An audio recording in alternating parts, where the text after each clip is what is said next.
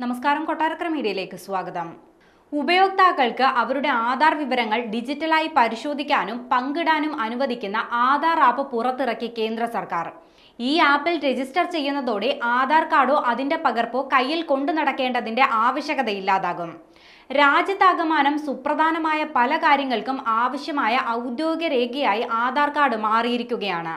Aadhaar card കയ്യിലില്ലാത്തതിന്റെ പേരിൽ പലർക്കും പലതരത്തിലുള്ള ബുദ്ധിമുട്ടുകൾ നേരിടേണ്ടി വന്നിട്ടുണ്ടാകും. ഇതിനെല്ലാം പരിഹാരം എന്നോണമാണ് കേന്ദ്ര സർക്കാർ ആധാർ ആപ്പ് പുറത്തിറക്കിയിരിക്കുന്നത്. കേന്ദ്രമന്ത്രി അശ്വിനി വൈഷ്ണവാണ് ആപ്പ് ഔദ്യോഗികമായി പുറത്തിറക്കിയത്.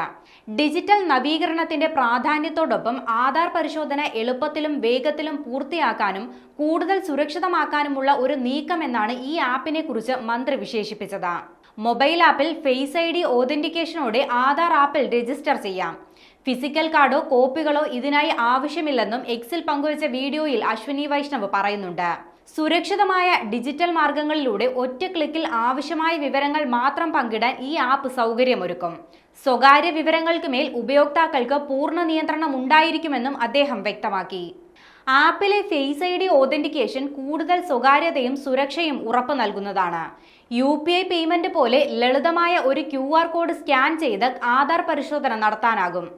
ആധാർ ആപ്പ് പ്രവർത്തന സജ്ജമാകുന്നതോടെ ഹോട്ടലുകൾ, കടകൾ, വിമാനത്താവളങ്ങൾ തുടങ്ങി എവിടെയും പരിശോധനകൾക്കായി ആധാർ നേരിട്ട് കൊണ്ടുവരേണ്ടതില്ലെന്നും ആപ്പ് ഉപയോഗിച്ചാൽ മതിയാകുമെന്നും മന്ത്രി അറിയിച്ചു.